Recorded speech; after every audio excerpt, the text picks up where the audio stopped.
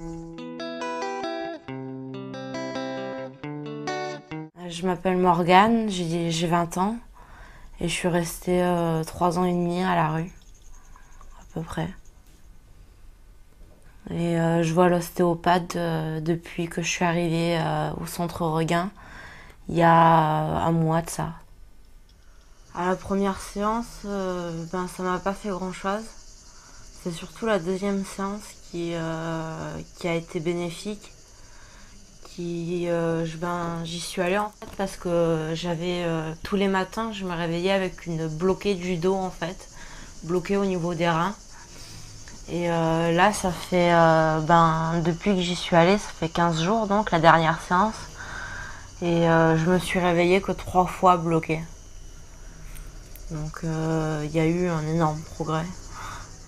Mon corps a été intoxiqué par les consommations de drogue, qui ont été assez nombreuses.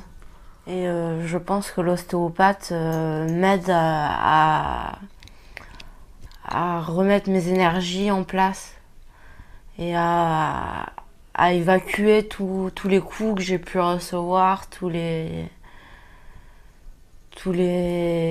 chocs qu'a pu recevoir mon corps, en gros, que ce soit physique ou même psychologique. Je pense que l'ostéopathe m'aide à évacuer tout ça.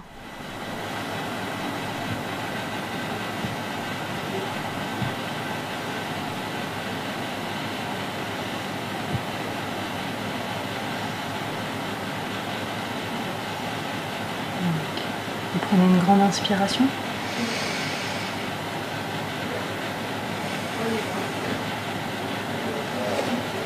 Ça va? Ah ouais. Est-ce que c'est des points des fois douloureux où il y a mes doigts derrière?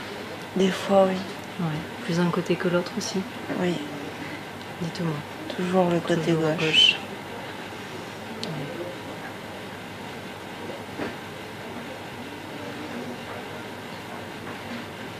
Au niveau du crâne, il y a eu des chocs déjà dessus ou pas?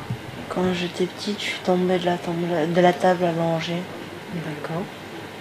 Et je sais que ma mère est tombée plusieurs fois avec moi dans les escaliers. D'accord. En touchant mon crâne, ils ont vu que j'étais tombée petite, que j'étais tombée de la table allongée. Où il a lu certains traumatismes, certains coups que j'ai subis, étant plus âgée, etc. C'est surtout les coups qu'il a sentis en fait, que j'ai subis, qui m'ont étonnée. Enfin, je le ressens comme un étonnement. Parce que c'est étrange quand même que juste en apposant les mains sur le corps de la personne, il arrive à lire un petit peu la vie de la personne. C'est comme quoi le corps enregistre tout ce qu'on vit et tout ce qu'on a vécu. Un minimum un peu pudique quand même si je ne suis pas pudique spécialement, mais j'ai un minimum minimum je suis un peu pudique. Et c'était ça la première expérience, c'est l'œil de l'autre, je vais me déshabiller devant lui, il va passer ses mains partout sur moi.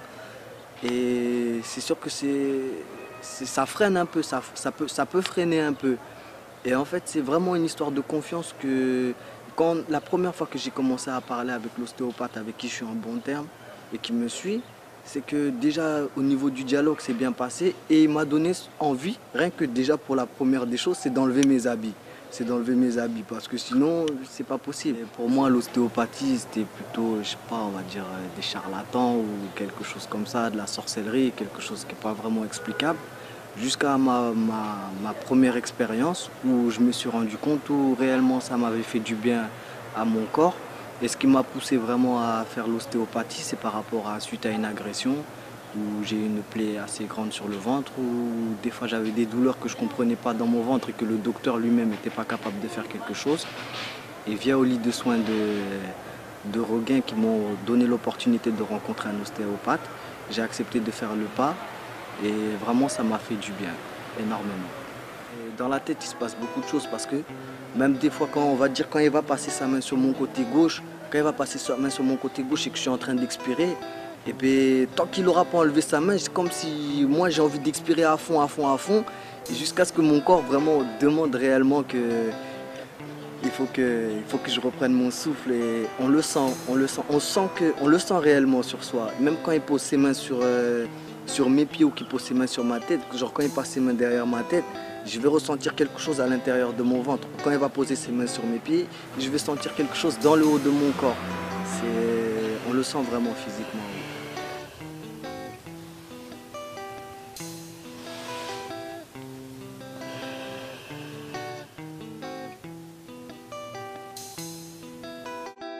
Et c'est vrai que là, il y a quand même quelque chose de tout à fait étonnant, les services qui se rendent simplement parce qu'on pose un geste ou un acte et que tout d'un coup, ça bascule du mal-être au mieux-être, et quelquefois à la bonne santé.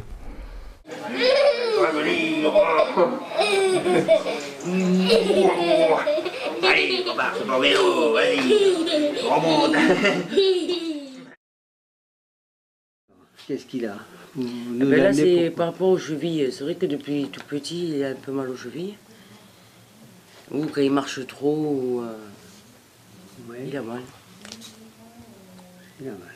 Douleur à la marche? À la marche, ouais. Surtout qu'il fait beaucoup de marche. Ouais. Il fait beaucoup? Quand il commence à marcher beaucoup, un peu trop pour lui. Oui. Le périmètre de marche, c'est quoi? On va dire 1 heure, peut-être 2 heures, comme ça, 1h30, 2 heures. Ah bah c'est déjà pas mal, hein. Oui, c'est pas mal. Non, mais ça fait pas mal. Ah non, ça fait pas mal. Ça fait Je te plus promets. de bien que de mal. Et si je te fais mal, tu as le droit de me mordre. D'accord? Ça te met debout, ça me le dit. Allez. Lève, lève, lève. Hop, hop là.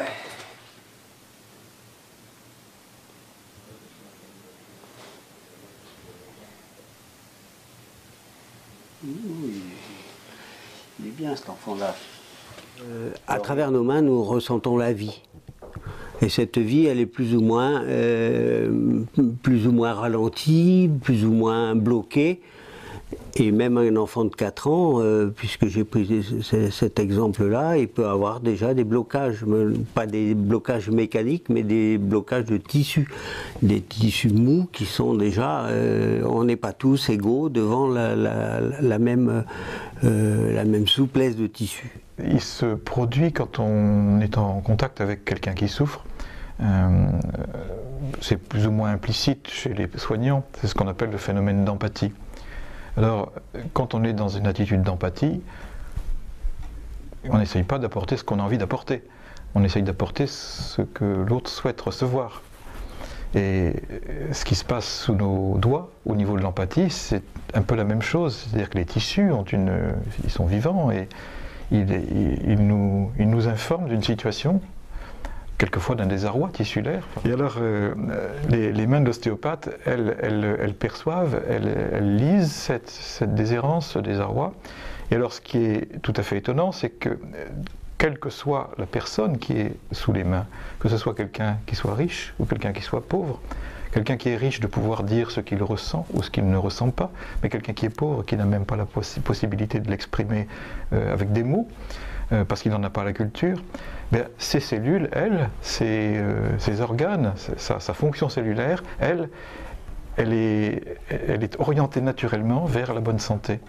Alors quand des tissus qui sont souffrants sont touchés par une main qui perçoit la souffrance et qui est dans l'empathie de cette souffrance, et que se produit une sorte de relation de cause à effet, et que les tissus qui souffrent peuvent prendre appui sur la main, à ce moment-là, ils rejoignent leur intuition profonde, je parle de l'intuition des tissus, qui est d'être fait pour la bonne santé. Et ils se tournent vers une meilleure santé, quelquefois vers la santé tout court.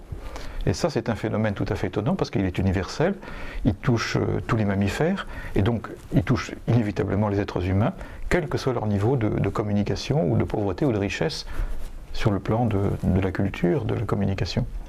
Donc quand un ostéopathe touche un être humain, si cet être humain, il n'y a pas d'obstacle à le toucher, et qu'il veut bien, parce qu'on n'a pas affaire à des dysfonctions ou des maladies particulières, alors à ce moment-là, il peut se produire ce phénomène extraordinaire de l'empathie tissulaire qui produit un renversement de situation, et quelquefois un mieux-être, quelquefois une meilleure santé, quelquefois une guérison. Voilà. Et pour consentir, faudra qu'on soit motivé.